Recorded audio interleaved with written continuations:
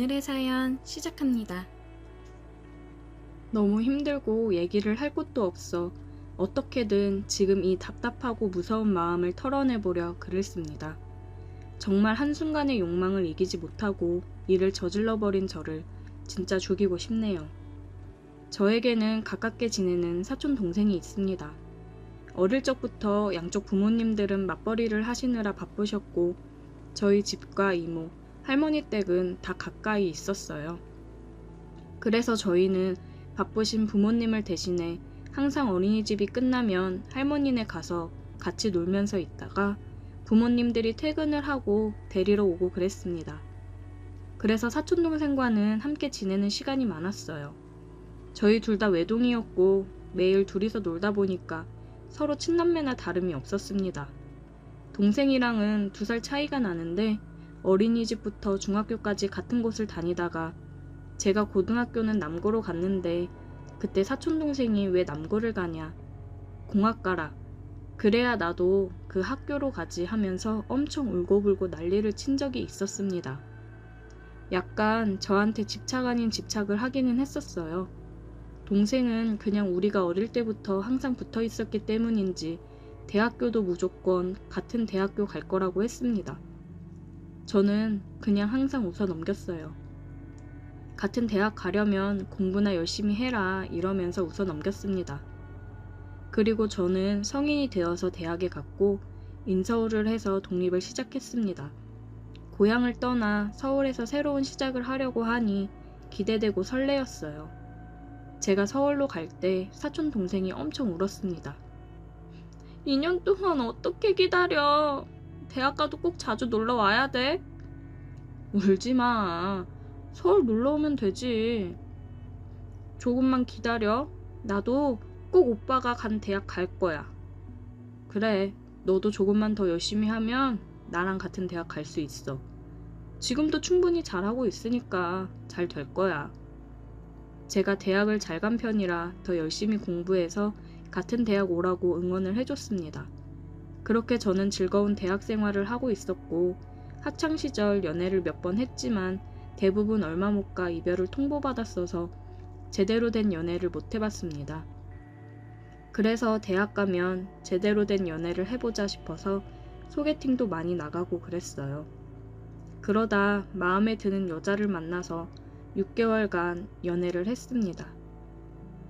그렇게 행복하게 연애를 하고 있었고 사촌 동생한테 연락이 왔어요. 오빠! 나 오빠랑 같은 대학 합격했다? 나도 이제 곧 서울 가니까 기다려. 그리고 나도 서울 가면 자취해야 되는데 그냥 오빠랑 같이 살까? 와, 축하해. 너 진짜 열심히 했구나. 근데 아무래도 같이 사는 건 좀 불편할 것 같아. 여자친구가 집에 자주 놀러 오기도 하고 다른 사람이랑 같이 지내는 건 나도 조금 불편해서. 지금 여자친구 때문에 나랑 같이 못 산다는 거야? 나랑 같이 지내면 월세도 아끼고 좋은데. 너무해, 오빠. 동생이 울어서 조금 당황했습니다. 미안해, 유선아. 나도 혼자 지내다 보니까 혼자 있는 게 편하고 집에 여자친구뿐 아니라 친구들도 자주 와서 놀 때도 있고 술 먹고 자고 가는 친구들도 있고 그래서 많이 불편할 것 같아서 그래. 전화를 끊고 나서 사촌 동생도 잠잠했고 저도 알바하면서 학교를 다니고 있었는데 몇 달이 지나고 사촌 동생이 서울이라고 연락이 왔더라고요. 오빠, 나 다음 주면 이사해. 그래서 오늘 이사할 집 다시 보고 청소도 할 겸 서울 왔어. 집 구했어? 어디쯤으로 구했어? 그건 이따가 보면 알 거야. 이따 보면 알 거라는 말만 남기고 전화를 끊었어요. 저는 알바 끝나고 집에 도착해서 비밀번호를 누르고 있는데 옆에서 사람이 나오더라고요. 사촌동생이 나와서 깜짝 놀랐습니다. 짠! 나 옆집으로 이사 왔지롱. 마침 집 나온 거 있길래 바로 계약했어. 잘했지? 옆집에 오빠 있으니까 무섭지도 않고 든든할 것 같다. 아, 응, 잘했네. 깜짝 놀랐다. 처음 독립해서 시작하는 타지 생활이니 무서울만 하지 싶어 옆집으로 이사 왔다니 다행이다 싶었습니다. 일주일이 지나고 사촌 동생은 이사를 왔고 저는 이사를 도와주고 점심을 같이 먹었습니다. 집 주변 구경 좀 시켜달라고 해서 구경하고 근처 맛집에서 맛있게 점심을 먹었어요. 그리고 저는 여자친구를 만나러 가야 된다고 하니 못 가게 하더라고요. 여자친구랑 요즘 사이가 별로 안 좋아서 가봐야 된다고 했습니다. 권태기가 온 건지 여자친구가 연락도 뜸하고 요새 계속 바쁘다면서 못 만났었거든요. 그렇게 저는 여자친구를 만나러 갔습니다. 만나러 갔는데 여친이 헤어지자고 하더라고요. 다른 남자가 생겼다고 미안한데 헤어지자더군요. 잘 지내라면서 갔습니다. 요즘 마음이 떠난 것 같긴 했지만 다른 남자가 생겨서 그런 거라고는 생각을 못 했는데 갑작스러운 이별 통보에 많이 힘들었습니다. 그렇게 저는 며칠간 술을 엄청 먹으러 다녔어요. 사귄 기간이 엄청 길거나 한 거는 아니었지만 제가 처음으로 오래 사귄 여자이기도 했고 많이 좋아해서 그런지 이별 통보를 받으니 마음이 많이 아프더라고요. 그렇게 저는 매일 부어라 마셔라 했습니다. 하루는 집에서 혼자 술을 먹고 있었어요. 사촌 동생이 집으로 찾아왔습니다. 제가 많이 힘들어하니까 같이 술 마셔주겠다고 왔더라고요. 여자친구랑 헤어졌다고 이렇게 공상인 모습 보여주기 쪽팔리다야. 원래 사람이 사랑에 있어서는 다들 한없이 약해지고 그러잖아. 괜찮아, 이해해. 동생이 위로해주면서 같이 술을 마셨어요. 자기 성인 되고서 지금 처음으로 술 먹는 거라고 하더라고요. 근데 술을 꽤나 잘 마셔서 놀랐습니다. 사촌 동생이 위로를 잘해주어서 저는 계속 신세한탄을 하면서 술을 마셨어요. 제가 너무 힘들어하면서 술을 많이 마시자 저를 안아주면서 그러더라고요. 오빠, 좋은 인연 금방 다시 생길 거야. 너무 힘들어하지 마. 야, 고맙다. 그래도 동생이라고 이렇게 위로를 해주네. 하면서 품에서 벗어나려고 했는데 동생과 눈이 마주친 순간 사촌 동생이 나 오빠 좋아해 하면서 입을 맞춰오더라고요. 많이 취하기도 했고 분위기가 사촌 동생을 밀어낼 만한 분위기가 아니었습니다. 그렇게 저희는 키스를 했어요. 술은 이성의 끈을 모두 놓아버리게 만들더라고요. 그렇게 저와 동생은 뜨거운 밤을 보냈습니다. 다음날 일어나서 술이 깨고 나니 정신이 번쩍 들더군요. 옆에서 자고 있는 사촌 동생을 보니 머리가 새하얘졌습니다. 저는 얼른 옷을 갈아입었고 동생을 깨웠습니다. 유선아, 내가 진짜 미안하다. 너무 많이 취했었나봐. 내가 제정신이 아니었어. 오빠, 미안할 게 뭐가 있어? 우리 서로 사랑해서 그런 건데 왜 미안해? 미안해. 그냥 술에 취해서 실수한 거야. 정말 미안해. 그러니 사촌동생이 돌변하더라고요. 나 그럼 우리 부모님이랑 이모한테 다 얘기할 거야. 그냥 우리 둘 다 취해서 한 실수야. 그냥 없던 일로 생각하고 지내자. 너가 나 보기 불편할 것 같으면 내가 이사할게. 나는 실수 아니야. 나 오빠 좋아해. 예전부터 좋아했어. 그래서 내가 오빠랑 같은 대학 다니려고 얼마나 악착같이 공부해서 합격한 건데. 저는 머리가 너무 아팠어요. 저한테 좋은 감정이 있는 거는 알았지만 그냥 정말 우리는 남매처럼 자라왔으니까 그런 애정인 줄 알았지 이성의 감정을 가지고 있을 거라고는 생각하지 못했습니다. 아무한테도 얘기하지 말고 우리 둘이 이렇게 살면 안 되는 거야? 전 도저히 사촌 동생이 여자로 보이지 않았어요. 유선아, 어떻게 그러니? 진짜 미안하다. 나 온 집안 사람들한테 연락해서 다 얘기하고 대학에도 소문 다 낼 거야. 정말 눈빛이 무서웠어요. 진짜 큰일 났다 싶었습니다. 저는 일단 사촌 동생이 원하는 대로 해줬어요. 대학 가서 사람들을 만나다 보면 다른 남자에게 마음이 가겠지. 그때까지 기분 맞춰주면서 지내보자 싶었습니다. 사촌 동생은 저랑 연인처럼 지내길 원했고 저는 그런 사촌 동생한테 맞춰가며 지냈습니다. 사촌 동생은 자주 하기를 원했어요. 키스하고 할 때마다 제 마음은 점점 무거운 무언가가 가슴을 짓누르는 듯 했습니다. 저는 계속해서 정말 후회하지 말고 다시 한번 잘 생각해보라며 설득했지만 그럴 때마다 사촌 동생은 저를 협박했습니다. 정말 시간이 지날수록 무서워졌어요. 이 관계를 계속 유지하는 게 맞는 걸까요? 어디 멀리 해외라도 가고 싶은데 그래도 쫓아올 것 같고 떠난다고 한들 가만히 있지 않고 저를 쓰레기로 만들 게 분명하니 이러지도 저러지도 못하고 죽겠습니다. 제가 어떻게 해야 되는 걸까요? 정말 술 취해 한순간의 실수로 제 인생은 나락으로 빠졌습니다. 오늘의 사연 여기까지입니다. 오늘도 들어주셔서 감사해요. 구독, 좋아요, 알림 설정 부탁드려요. 오늘의 사연 시작합니다. 안녕하세요.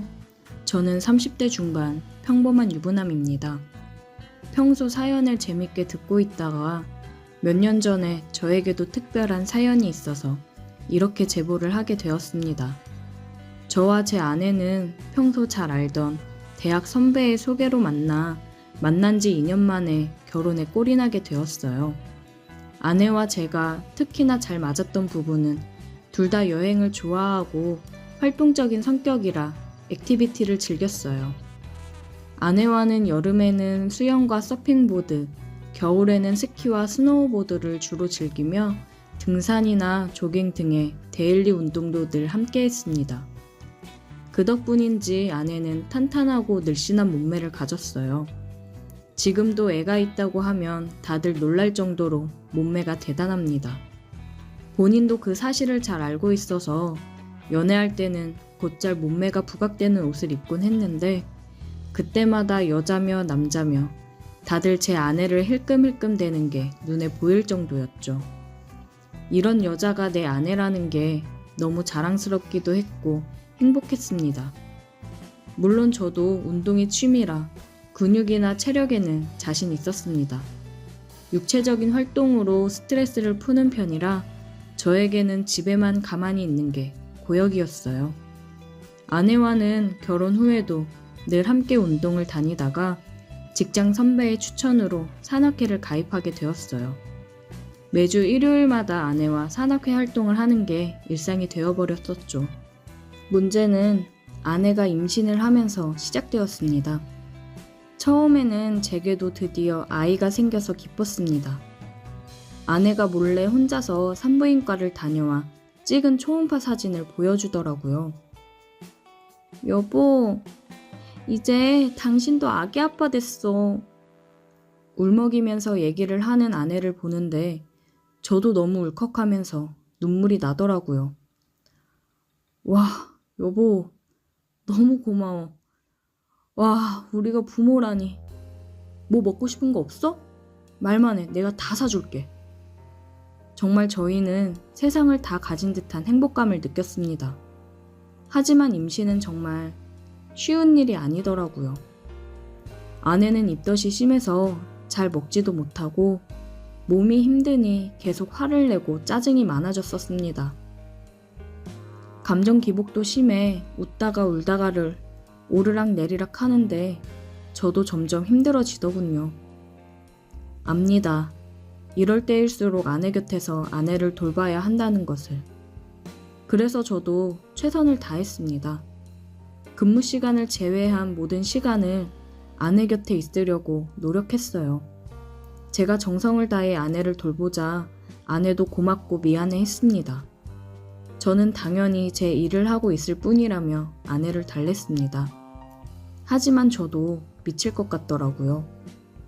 평일이고 주말이고 항상 집에서 아내를 돌보자니 활동적인 것을 좋아해 집에 있는 게 고역인 제게는 하루하루가 힘들었습니다. 스트레스를 풀 곳이 없어서 두통이 심해졌어요. 그렇게 타이레놀 먹으며 하루하루를 연명하고 있었습니다. 그런데 어느 주말에 쉬고 있는데 아내가 대뜸 엄마가 해준 밥이 먹고 싶다고 하더라고요. 처갓댁이 그래도 가까운 곳에 있어 바로 아내를 데리고 처갓집으로 갔습니다. 그렇게 입덧이 심해 아무것도 못 먹던 아내가 정말 엄마가 해준 밥이 먹고 싶었는지 너무 잘 먹더라고요.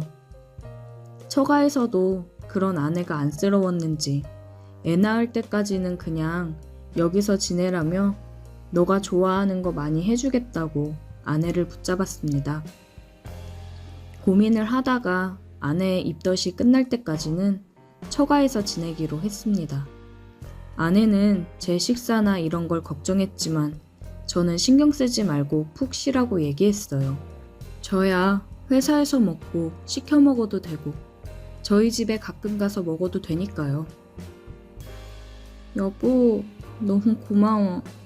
내가 입덧하느라 힘들어서 그동안 짜증도 많이 냈는데 다 이해하고 받아줘서 고마워.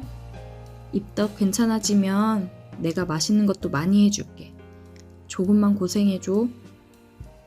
고맙긴 당연히 해야 되는 건데 당신이 아무것도 못 먹고 힘들어하는데 내가 옆에서 해줄 수 있는 게 없으니까 미안하지. 여기서 지내면서 장모님이 해주시는 맛있는 음식 먹고 괜찮아지면 집으로 와. 내 걱정은 하지 말고 나도 자주 올게. 그렇게 아내를 처갓집에 두고 저는 집으로 돌아왔습니다. 생각해보니 결혼 후 아내가 없이 주말을 보낸 적이 한 번도 없더라고요.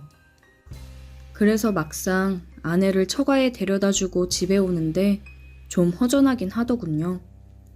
그래도 몸도 좀 풀고 바람도 쐴 겸 한강에 자전거를 타러 나갔습니다. 바람을 맞으며 달리는데 정말 행복했어요. 저녁에는 오랜만에 친구를 만나 한잔 했습니다. 오랜만에 맥주를 마시니 그렇게 좋을 수가 없더군요.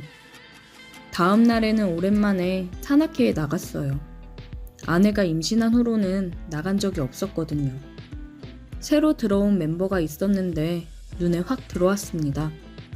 그 여자분은 야외 활동을 한 번도 하지 않은 것처럼 정말 새하얀 피부에 여리여리한 체구를 가지고 있었어요.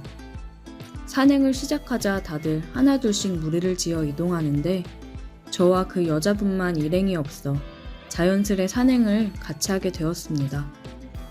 이런저런 얘기를 나누며 산을 오르는데 그녀는 산악회를 시작한 지 얼마 되지 않았다고 하더라고요. 그래서 그런지 등산 초반부터 힘들어하길래 옆에서 부축해주며 그녀의 페이스에 맞춰 오르다 보니 저희만 많이 뒤처져 있었습니다. 그녀는 많이 미안해했지만 저는 괜찮다며 꼭 정상 등반을 해야 하는 건 아니니 무리하지 말라며 그녀를 안심시켰습니다. 결국 저희는 중간에서 내려오는 무리를 만나 함께 하산했어요. 그렇게 뒤풀이도 함께 가서 금방 친해지게 되었어요. 다음 주에도 산악회에 나가자 그녀가 반갑다는 듯이 제게 인사를 건네며 제 옆으로 왔습니다. 그렇게 매주 산행을 함께하며 우린 점점 더 가까워졌어요. 그러던 어느 날 그녀에게서 연락이 왔습니다. 산악회 단톡방에서 저를 보고는 저에게만 따로 연락을 했더라고요. 토요일에 시간이 되면 산악 장비를 사고 싶은데 자기는 봐도 잘 모르니 혹시 같이 가줄 수 있냐고 묻더군요. 흔쾌히 수락했습니다. 그렇게 매주 일요일에 만나던 그녀를 토요일에도 만나게 되었어요. 처음에 그녀를 본 순간 사실 깜짝 놀랐습니다. 항상 등산복을 입고 있던 그녀를 보다가 하얀 원피스를 입은 모습을 보는데 그녀의 하얀 피부가 더 부각되어 그렇게 청순 가련할 수가 없었어요. 너무 예쁘더군요. 제가 살짝 벙쪄 있자 뭘 그렇게 서 있냐며 자연스레 제 손을 잡아 이끌더군요. 사실 산행하면서 도와주느냐 항상 손을 잡았지만 이때는 좀 묘했습니다. 데이트를 하는 것 같더라고요. 그렇게 그녀의 손에 이끌려 매장에 들어가 신발이며 스틱, 가방 등등을 샀어요. 꽤 장비가 많아 혼자 들고 가긴 무거워 보여 집까지 데려다 주었습니다. 물건을 같이 들어주다 보니 자연스레 그녀의 집에 들어가게 되었어요. 혼자 사는 집 치고는 꽤 넓더라고요. 그녀는 오늘 고마웠다며 저녁이라도 먹고 가라며 저를 붙잡았습니다. 그렇게 그녀의 집에서 단둘이 치맥을 하게 되었어요. 그녀는 제 옆에 앉아서 계속 웃으며 스킨십을 하는데 저도 아내랑 떨어져 있은 지 오래되어 금방 몸이 달아오르더군요. 그래서 저도 대담하게 그녀에게 다가갔습니다. 거부하지 않더라고요. 자연스레 그녀의 허리를 감싸 안고 키스를 했습니다. 그리고 그녀와 함께 좋은 시간을 보냈어요. 체력이 좋은 줄은 알았지만 이 정도일 줄은 몰랐다며 하지만 그래서 더 좋았다고 하더군요. 저도 오랜만이라 그런지 원래의 저보다 더 대담해졌었거든요. 그 후로는 매주 토요일 밤마다 우리는 만나 뜨거운 시간을 보내고 함께 산악회를 다녀왔습니다. 등반 후에는 저는 가끔 아내를 보러 갔어요. 아내에게 살짝 미안한 마음이 들어 그만큼 아내에게도 헌신했습니다. 산악회에서 그녀를 만난 후에는 쌓이는 게 없이 모든 것을 내보낼 수 있어서 정말 개운했습니다. 한 번은 천천히 산행을 하면서 일부러 일행들과 뒤처져 인적이 드문 곳으로 가서 좋은 시간을 보내고는 했습니다. 짜릿하게 그녀와의 만남을 지속하다가 아내의 출산 예정일이 임박해 오면서 산악회에 소홀해졌습니다. 아이를 낳고 나서는 말할 것도 없이 거의 나가지 못하게 되었고요. 그렇게 자연스럽게 그녀와는 멀어졌습니다. 지금 저희 부부는 아이를 돌보느냐 정신이 없어요. 그치만 산악회에서 만난 그녀가 종종 생각이 나더라고요. 그녀가 아직도 산악회를 다니는지는 모르겠지만 아이가 좀 더 크면 산악회를 다시 나가 그녀를 만나고 싶긴 하네요. 그냥 아직도 산악회를 나오는지 잘 지내는지 궁금하더라고요. 지금 제 아이는 너무나도 사랑스럽지만 빨리 커서 아내와 단둘이 주말마다 산행이든 뭐든 다니고 싶어요. 함께 했던 모든 액티비티들이 그립습니다. 근데 사실 아이를 키우는 게 그 어떤 운동보다 체력 소모가 큰 것 같긴 합니다. 늘 피곤하네요. 체력만큼은 자신 있었는데 저도 나이를 먹어서 그런 건가요? 그냥 요즘 따라 그녀가 자주 생각이 나서 사연을 보내봤습니다. 나중에 기회가 되면 또 만났으면 좋겠어요. 오늘의 사연 여기까지입니다. 오늘도 들어주셔서 감사해요. 구독, 좋아요, 알림 설정 부탁드려요. 오늘의 사연 시작합니다. 안녕하세요. 저는 30대 남자입니다. 사이비 종교에 빠진 여자와 있었던 일에 대해서 이야기를 해보려 사연을 보내봅니다. 어쩌다 이런 상황이 됐는지 자랑하고 싶어서 글을 쓰게 되었어요. 저는 종교 활동을 하는 사람들에 대해서 크게 안 좋은 인식이 있다거나 하지는 않았습니다. 무교이긴 하나 각자 종교에 대한 신앙심에 대해서 존중을 하는 편이에요. 근데 남에게 피해를 준다거나 너무 심하게 빠져 뭐만 하면 종교를 안 믿어서 그런다, 종교와 연관지어 얘기하는 것만 아니면 크게 신경을 안 썼어요. 근데 요즘은 사이비 같은 종교에 빠져 남에게 피해를 주는 경우가 많은데 그런 건 안 좋게 생각하고 있어요. 이번 일을 통해서 생각보다 많은 사람이 사이비 종교에 빠져 있다는 걸 알게 됐어요. 제가 평소에 굉장히 좋게 봤던 누나가 한 명 있습니다. 언젠간 이 여자를 꼭 내 여자로 만들고 싶다고 생각을 했어요.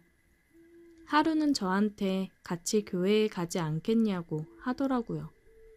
평소에 그 누나는 술도 많이 마시고 겉모습도 굉장히 화려해서 교회를 다니는 사람처럼 보이지 않아서 종교를 가지고 있다는 사실에도 놀랐고 당황스러웠지만 이 일을 계기로 더 자주 만나면 가까워질 수 있겠다는 생각을 했습니다. 그 누나는 저보다 한 살이 많았고 딱히 친해질 계기가 없어서 가끔 안부 인사 정도의 연락만 주고받는 사이였어요. 정말 매력적으로 생겼고 몸매도 좋아서 계속 관심이 갔어요.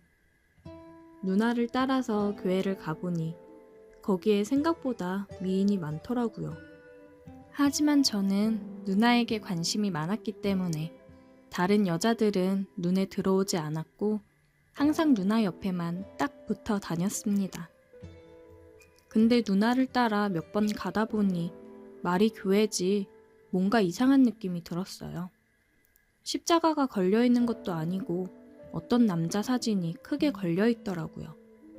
그리고 목사라는 사람은 검은색 벤츠를 타고 두꺼운 금 목걸이를 하고 이상하게 생긴 왕관까지 쓰고 나왔습니다. 그때 느낌이 딱 오더라고요. 여기는 일반적인 교회가 아니라 그들만의 교주를 믿는 사이비 종교라는 사실을 말입니다. 예배를 한다고 하는데 하는 말들도 굉장히 이상했어요. 교회에서 나눠주는 물을 항상 마셔야 한다. 그 물을 마시면 수명이 20년은 늘어난다. 천국에 갈 수 있는 사람의 숫자는 정해져 있다면서 자기를 믿는 자들만이 지구 종말의 날 함께 올라갈 수 있는 거라고 말도 안 되는 소리를 했습니다. 성경 공부 시간이 있는데 성경책도 이상하더라고요. 성경책 자체도 엄청나게 얇았고 내용들도 이상했어요. 근데 저는 교회에 나오는 다른 목적이 있었기 때문에 누나랑 좋은 관계를 유지하기 위해서 별 생각 없이 다니기만 했습니다. 근데 한 달 정도 따라다녔는데 누나와의 관계는 별다른 진전이 없었고 교회에서는 봉사활동 나가고 저는 없는 돈 모아 헌금까지 냈는데 제게 돌아오는 건 교주님의 지겨운 잔소리뿐이었습니다. 그러다 보니 저는 교회에 내는 헌금도 줄이고 밥도 먹지 않고 중간에 먼저 가기도 했어요. 그러자 교주님이 저를 불러서 요즘 교회 나오는 게 힘드냐며 우리의 천국으로 가려면 헌금을 두둑히 내야 한다고 하더라고요. 저는 교주에게 잘 보일 필요가 없었기 때문에 가진 돈이 이거밖에 없어서 낸 건데 뭐 어쩌라는 거냐고 배째라는 식으로 나갔더니 그런 자세로는 우리의 천국에 갈 수 없다고 하더라고요. 제가 가고 싶은 곳은 누나와 함께 홍콩을 가는 것 뿐이기 때문에 천국에 안 가도 상관없다고 얘기를 했습니다. 저의 그런 태도에 당황했는지 저를 데리고 온 누나를 통해서 저를 설득시키려고 하더라고요. 누나가 저에게 평소보다 다정한 목소리로 묻더라고요. 요즘 교회 다니면서 뭐 힘들거나 불편한 게 있냐고 교주님도 많이 서운해 하신다고 했습니다. 저는 기회다 싶어 요즘 좋아하는 사람이 생겨 교회에 나오는 거에 집중이 안 된다고 했어요. 그러자 누나는 그게 누구냐면서 우리 교회는 서로 교제하는 걸 아주 적극적으로 추천한다고 한번 꼬셔보라고 하더라고요. 저는 그 사람은 바로 누나라고 얘기를 했어요. 누나는 당황스러운 듯 보였고 얼굴이 붉어졌어요. 누나와 함께하기 위해서 나온 교회인데 누나랑 같이 할 시간은 없고 지루한 성경 공부에 교주님 잔소리까지 더 이상 나올 이유가 없다고 생각이 든다 얘기를 하니 누나는 뭐라 얘기를 해야 될지 우물쭈물 하더라고요. 전 제 마음을 얘기했고 누나 결정만 남았다고 누나가 제가 영 아니라고 얘기하면 내 마음 정리하고 교회 나오는 것도 정리하겠다고 얘기를 했어요. 누나는 조금 생각할 시간을 달라고 하더라고요. 그 이후로 제가 안 나올까 그런지 교회 갈 날만 되면 저를 데리러 왔고 교회를 안 가는 날에도 같이 밥을 먹자며 함께하는 시간이 많아졌습니다. 밥을 먹으며 술을 한 잔씩 하면서 얘기를 했어요. 누나는 술을 마시면서 계속 나와야 천국에 갈 수 있다며 저를 설득하려 했고 저는 저와 관계를 어떻게 할 건지 확답을 달라고 했습니다. 누나는 얼굴을 붉히고 제 손을 잡았고 저는 제 마음을 받아주는 거냐고 물었더니 수줍은 듯이 고개를 끄덕였습니다. 그런 누나에게 입을 맞췄어요. 누나랑 저는 더 깊은 사이로 발전을 했고 누나는 이제 교회 빠지지 말고 같이 나가기로 약속한 거라고 얘기를 하더라고요. 저는 이제 제 여자가 된 누나를 그 사이비 종교에서 구해야겠다고 생각을 했습니다. 그 교주란 인간이 밖에서 어떻게 하고 다니는지 제가 봤거든요. 길 가다 우연히 보게 되었는데 길거리에서 노출이 심한 옷을 입을 여자한테 어깨동무를 하며 담배를 피우고 있더라고요. 동네에서 제일 나쁘다고 소문난 양아치들이랑 어울려 있는 모습을 목격했습니다. 항상 바르고 정직한 모습의 교주만 보다가 이런 모습의 교주를 보면 누나도 충격을 받고 그 교회에서 빠져나올 수 있을 거라고 생각을 했어요. 저는 일주일 정도 교주를 뒤따라 다녔고 보통 언제 어디서 누구를 만나는지 파악을 했습니다. 그리고 누나에게 보여줄 게 있다며 데리고 와서 교주가 술집으로 향하는 모습을 보여줬어요. 마중 나온 여자에게 입을 맞추고 팔을 주무르며 들어가는 모습을 본 누나에게 저게 잘난 교주의 실체라며 모두들 속고 있는 거라 이야기를 했고 누나도 많이 충격을 받은 듯 하더라고요.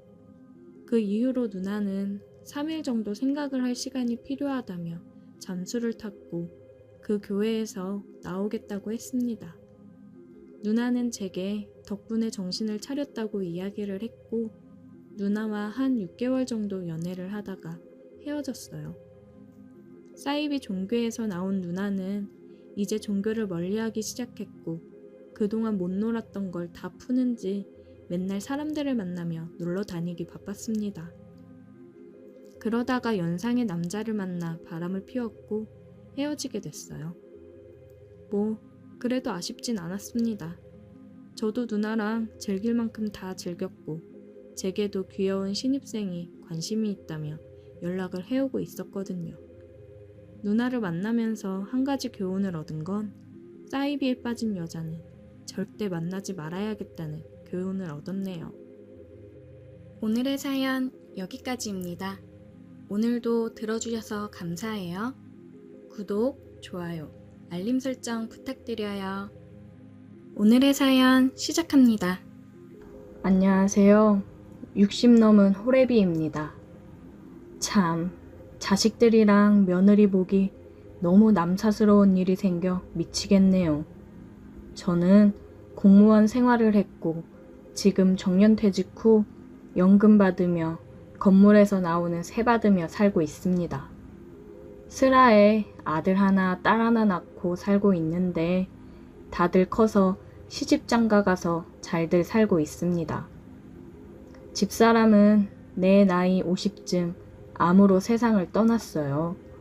정말 급작스레 찾아온 암이었고 이미 사기 진단을 받아 손쓸 방법도 없이 암 판정받고 3개월 후 제 곁을 떠났습니다. 진작에 관심 좀 갖고 더 잘해줄 걸 후회가 되더라고요.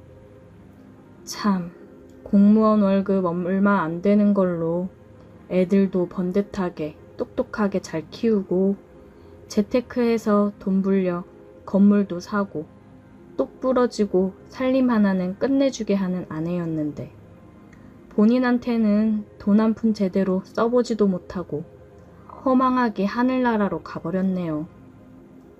가장 후회되는 게 있다면 젊었을 적 예쁜 모습도 많이 담아주고 여행도 같이 많이 다닐 걸 후회가 남네요. 그저 내 할 일 열심히 하고 돈만 벌어다 주면 내 도리는 다 하는 거라고 생각했던 지난 날을 반성하며 살게 되었습니다. 아무래도 집사람을 떠나보내고 자식들이 걱정이 되는지 번갈아가며 집에도 자주 들르고 딸이랑 며느리가 반찬도 해다주고 살뜰히 챙겨주었어요. 늙은이 챙기기 다들 사는 게 바빠 힘들 텐데 이렇게 챙겨주니 고마웠습니다. 아들은 자기가 모시고 살겠다며 집으로 들어오라고 하는데 그게 어디 쉽나요? 며느리도 저를 많이 챙기고 잘해주는 걸 알지만 같이 살게 되면 그건 또 다른 문제라고 생각하기 때문에 나는 더 늙어서도 니들한테 신세 안 지고 요양원 가서 살 거니 내 신경 쓰지 말고 살라고 했습니다. 같이 안 산다고 해서 그런지 더 자주 찾아오고 같이 저녁을 먹고 가고 그랬어요. 그 마음이 참 고마웠죠. 그러다 빌라 한 곳 세입자가 계약이 만료되어 나간다고 해서 새로운 세입자를 구했는데 부동산에서 처음 봤을 때부터 사람이 참 싹싹하고 예의도 바르더라고요. 좋은 집에서 좋은 기운 받아 행복해졌으면 좋겠다고 처음 본 날부터 본인에 대한 얘기를 하는데 뭔가 사연이 많은 여인이구나 생각을 했습니다. 계약을 하고 나오는데 그 여인이 저를 불러 세웠어요. 사장님, 저랑 커피 한잔 하실래요? 나랑 커피요? 괜찮수다. 그러지 말고 제가 사드릴게요. 이렇게 좋은 집 싸게 내주셔서 감사해서 그래요. 늘 지루하고 똑같던 일상이었는데 커피를 마시자고 하는 여자가 있으니 혹해서 그럼 한 잔 마시러 가보자고 했습니다. 근처 카페에 가서 차 한잔하며 얘기를 나눴는데 아까보다 더 자세히 본인에 대해 얘기를 하더라고요. 실은 남편이 바람나서 이혼하고 혼자 지낼 생각하니 막막했거든요. 근데 좋은 집 싼 가격에 월세 내주시고 이 집을 본 순간부터 뭔가 제가 앞으로 잘 살아갈 수 있을 것 같은 희망 같은 게 생겼다고 해야 되나? 그렇더라고요. 이전 세입자분이 굉장히 잘 돼서 나갔다면서요? 맞아요. 그 청년이 시험 합격해서 변호사가 된다지 아마. 저도 앞으로 좋은 일들만 있었으면 좋겠네요. 사장님이 아빠 같고 너무 편해서 저도 모르게 자꾸 얘기를 하게 되나 봐요. 어릴 적에 부모님 두 분 다 일찍 돌아가시고 친척집에 얹혀 살면서 눈칫밥 먹으며 살았거든요. 제 인생은 왜 이렇게 불행한 걸까요? 여인의 말을 듣는데 우리 며느리 또래 같은데 참 안쓰럽다는 생각이 들었습니다. 그래서 곧 좋은 날이 올 거라며 위로를 해주었지요. 그러다 그 여인이 종종 이렇게 얘기하며 지내도 괜찮냐고 하더라고요. 그래서 힘들거나 그러면 언제든 얘기하라고 했습니다. 그 여인은 앞으로 같이 식사도 하고 커피도 마시고 가끔씩 소주 한 잔도 같이 하자고 하더라고요. 그렇게 젊은 친구를 하나 사귄 느낌이었어요. 내가 혼자 있는 걸 아니 반찬도 해다 주고 가끔 집에 와서 살림도 해주고 그러더라고요. 괜찮다며 한사코 거부했지만 자기가 해주고 싶어서 그런 거라며 그러더라고요. 그렇게 한 달쯤 친구처럼 지내는 관계가 지속되었습니다. 그러면서 점점 뭔가 사귀는 연인들이 할 법한 스킨십을 살짝씩 해온다던가 그랬어요. 이 여인이 나를 남자로서 보는 건가 하는 생각에 빠졌을 때 우리 집에서 저녁을 먹으며 술 한잔을 하다 나를 남자로 생각하고 있다는 게 확실해졌습니다. 소주를 둘이서 3병쯤 마셨을까요? 취해서 그런지 평소보다 스킨십이 더 많아졌고 저도 술 기운을 핑계로 받아주고 있었습니다. 그러다 여인은 저에게 자기를 어떻게 생각하냐고 묻더라고요. 영감님은 나 어떻게 생각해요? 어떻게 생각하긴 좋은 친구라고 생각하지. 정말 좋은 친구, 그게 다예요? 그러면서 제게 입을 맞추었습니다. 집사람과 사별하고 얼마 만에 여자와의 입맞춤인지 정신이 나갈 것 같더라고요. 그 여인은 더 적극적으로 내게 다가왔고 여인의 주도하에 우리는 뜨거운 밤을 보냈습니다. 다음날 술이 깨고 정신을 깨보니 이게 무슨 상황인가 아차 싶었어요. 나이 차이 많이 나는 이 여인과 뭘 어찌하자고 이런 짓을 했는지 아차 싶더라고요. 영감님 일어났어요? 잘 잤는가? 영감님이랑 이렇게 안고 있으니까 너무 좋다. 우리가 이러면 안 되는 게 아닌가 얘기를 하니 자기를 가지고 논 거냐며 엉엉 울더라고요. 자기는 진심으로 사랑해서 그런 건데 나는 그런 게 아니었냐며 우리가 여태 함께 밥 먹고 술도 마시고 진솔한 얘기도 하고 그랬던 건 도대체 뭐였냐며 울었습니다. 저는 당황을 했고 나를 사랑한다는 이 여인의 말을 철석같이 믿었지요. 그러다 모든 진실을 알게 되었습니다. 하루는 며느리가 친정에서 게장을 보내줬다며 집으로 가지고 찾아왔어요.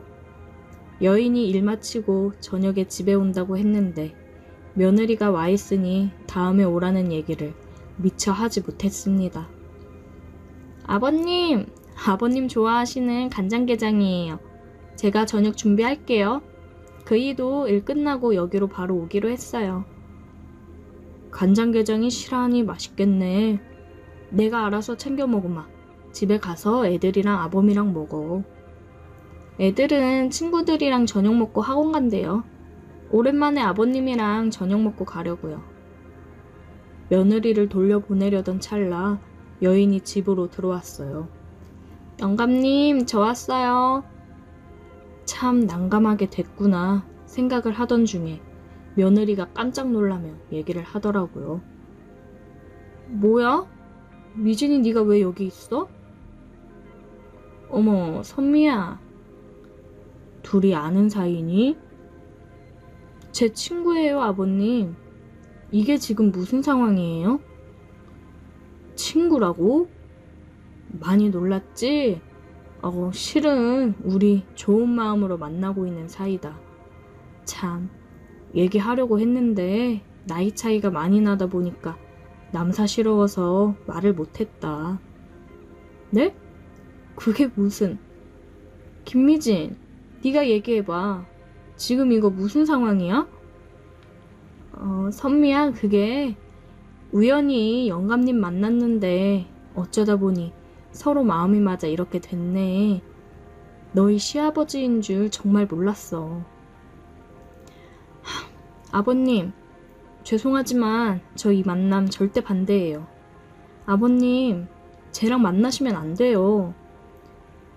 시우어머마, 나도 안다. 네가 뭘 걱정하는지. 아무래도 우리 나이 차이가 많이 나지. 더군다나 시우어멈 친구라니. 나도 놀랐는데 너도 많이 놀랐을 거야. 그래도 집사람이랑 사별하고 처음으로 좋은 마음 가지고 만나는 사람이다. 너네만큼 나 잘 챙겨주고 위해주는 사람이야. 김미진, 너 우리 아버님한테 일부러 접근한 거지? 우리 아버님인 거 알았잖아. 내 프로필 사진이 가족 사진으로 되어 있는데 네가 몰랐다고? 어머, 얘, 나 정말 몰랐어. 그래, 우리 그냥 빌라 세입자로 와서 부동산에서 처음 만난 거야. 아버님, 이런 말 정말 죄송한데요. 제 일부러 아버님 재산 보고 접근한 거 맞아요. 쟤 바람나서 남편한테 쫓겨났고요. 제가 한번 아버님 얘기한 적 있어요. 나이도 있으시고 해서 모시고 살고 싶은데 아버님이 불편하신지 싫어하신다고요. 연금이랑 건물 있으시니 노후 걱정은 없는데 그래도 옆에서 같이 살면서 챙겨드리고 싶은데 마음처럼 쉽지가 않다고 얘기했던 적 있거든요. 어쩐지 그때 어디 건물인지 꼬치꼬치 캐묻고 요즘은 시아버지들도 혼자 살고 싶어 하지 며느리랑 같이 안 살고 싶어 한다고 하더니 너 이래서 그랬던 거니? 잠깐, 그게 무슨 소리냐? 바람을 펴서 이혼을 당하다니. 남편이 바람 폈다고 하지 않았어? 뻔뻔하게 잘도 거짓말했구나. 이 남자 저 남자 만나고 다녀서 이혼당해놓고 뭐? 남편이 바람을 펴? 아, 진짜 좀 더 뜯어먹고 걸렸어야 됐는데 짜증나게. 쓸데없이 왜 이렇게 집에 자주 오고 난리야? 아니 미진아, 이게 지금 무슨 얘기야? 다 들어놓고 뭘 물어요, 영감님. 돈 많다길래 돈 좀 팍팍 쓸 줄 알았더니 그것도 아니고 괜히 시간 낭비만 했네. 그러면서 집을 나갔습니다. 야, 너 거기 안 서? 며느리는 흥분을 해서 큰 소리를 냈어요. 저는 창피해서 고개를 들 수가 없었습니다. 이 늙은이를 사랑하는 젊은 여자가 어디 있다고 혼자 착각 속에 빠져 며느리한테 이런 꼴을 보이는지 어디 쥐구멍이라도 숨고 싶었어요. 며느리는 다른 식구들한테는 비밀로 하겠다고 했습니다. 그런 며느리한테 고마우면서도 창피하고 미안했어요. 며느리는 그런 내 마음을 알았는지 더 이상 얘기를 안 꺼내고 평소처럼 대해줬습니다. 참, 다 늙어서 이게 무슨 일인지. 앞으로 사람을 평생 못 믿을 것 같네요. 오늘의 사연 여기까지입니다. 오늘도 들어주셔서 감사해요. 구독, 좋아요, 알림 설정 부탁드려요.